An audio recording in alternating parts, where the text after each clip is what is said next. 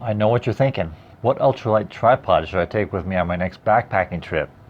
Right? Well, today we're going to talk about the Joby Gorilla tripod.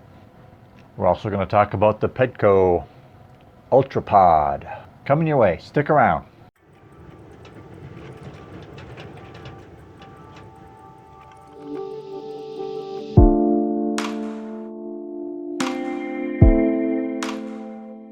Before we go any further into this, I want to remind you that if you're not subscribed, please do so right down there, that red button thing. Just smash it and then press the like button and then press the share button and tell all your friends who might be interested in this kind of thing, because I'm going to tell you all about it coming right up.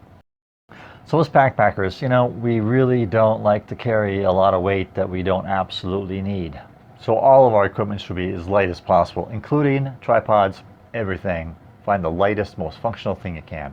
That's the basic rule. So we have two lightweight tripods I want to talk about today. One of them is the Gorilla, the Joby Gorilla, very popular. Another one equally as popular is the Ultrapod from Pedco. We'll talk about the pros and cons of each one of these, and I'll tell you what I think is the best one. First, let's check out this Joby Gorilla. Now this is one of the older models. The one that's very similar to this that they have now on their website is the Gorillapod 3K. But all of them, all the Jobies, they have these little flexible legs. You can wrap them around trees. You can put them on all kinds of weird surfaces. You can do that if you want to. It's kind of odd, but you could. But it's very flexible, and I like that because you can put it just about anywhere and get a nice stable shot. There's this quick release mount on top. I have this attached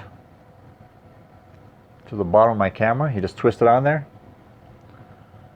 So when you want to use your tripod, you just take it out and you push it in and it clicks and you're done, ready to go. No twisting, none of that. Then when you want to take it off, press this little button in the front, camera comes right out, pack it up, go.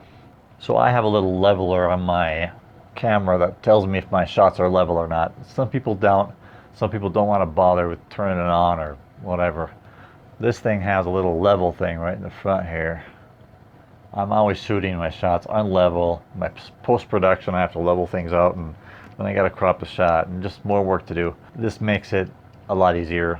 It's right there in front of your face. Can't miss it. This holds 6.6 pounds worth of camera. So DSLRs, most of them will work with this. Now if you have a DSLR that has a really long lens, probably not as stable as you need it to be.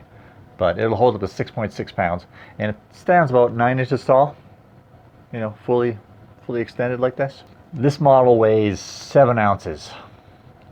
The 3K model that I talked about earlier weighs twice as much, about 14 ounces. But what you get for that is a nice sturdy aluminum ball head that's just solid as a rock. This is plastic, so not as durable, not as reliable as the nice metal aluminum ones. So you're gonna pay for the weight in a great quality. So Joby also makes some really nice accessories.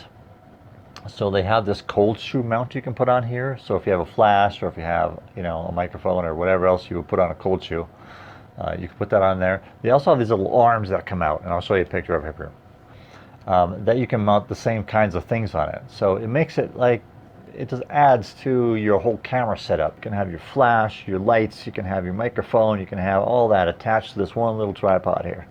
Pretty convenient if you like all the accessory stuff, or if you think you might want to expand. It might be a cool way to go. And the cost for this thing is $48. The next one we want to look at is this Ultrapod. This is made by a company called Pedco. And this thing will hold up to 3 pounds. You'll notice it's only about 4 inches tall when you stretch it all out. So it's not very tall, but it's pretty sturdy. It's a pretty reliable, sturdy little thing. This model weighs about 2 ounces.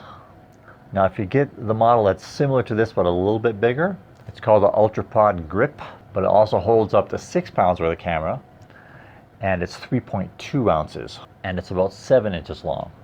So you see, it's a little bit heavier, it's a little bit sturdier, it's a little bit longer. Now this one right here costs $18.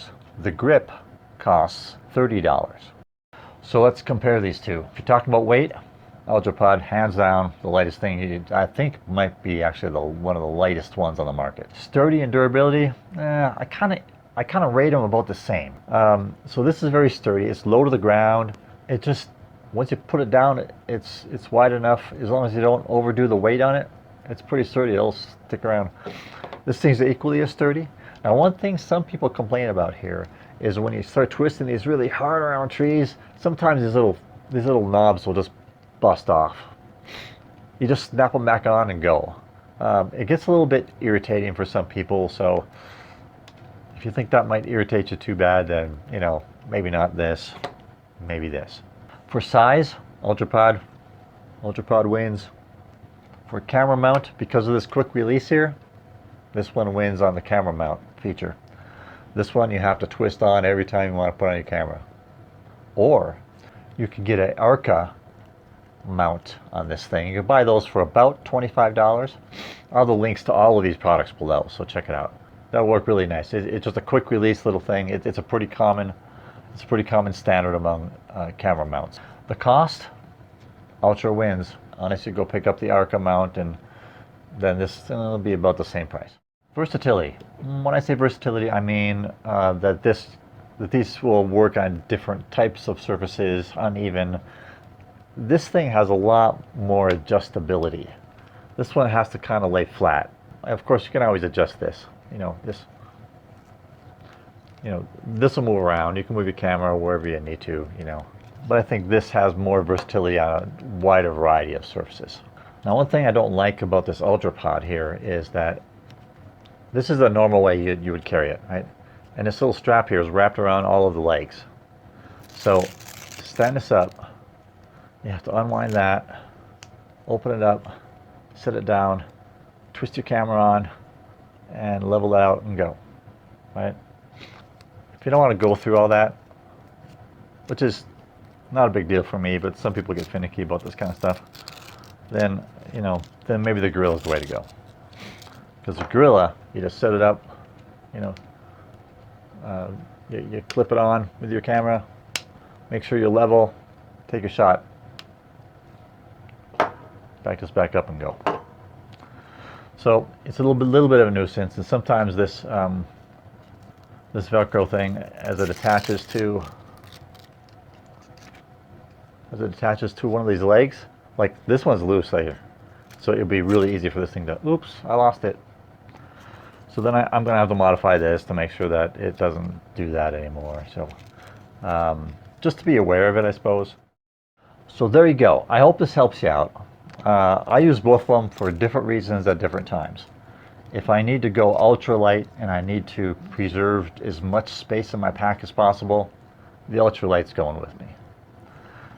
If I'm not too concerned about that, and I do have the extra weight I could carry, and I want some more versatility, I'm probably going to take my Gorilla with me. So I have both of them, because I can. Okay, so for more information about this and other topics to do with hiking and backpacking, be sure you subscribe, come back to the channel, tell all your friends about it. Much appreciated. And if you'd like, go to my website, davidonearth.com, and you'll see a bunch of my blog posts there. You'll also see a link to some really cool t-shirts that I've designed for hikers. And also my 2 books are on sale there too. All the links to all this stuff is below. So that's it. I hope you enjoyed it. See you next time.